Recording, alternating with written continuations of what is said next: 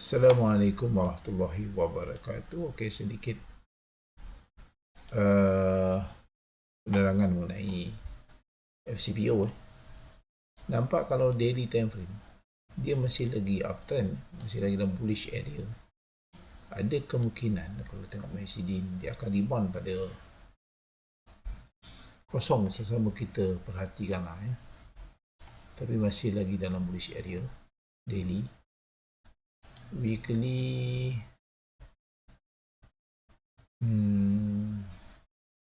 pun bullish area, cuma dia down lah. Tengok mandi sekejap, mandi pun bullish area. Overall masih lagi bullish ya, cuma dia akan turun dulu. Dia akan turun, mungkin turun lagi.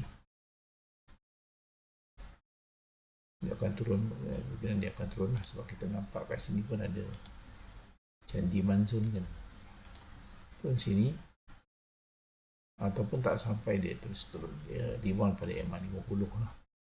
Dia MA50 kosong overall masih lagi bullish ya, cari posisi buy lah.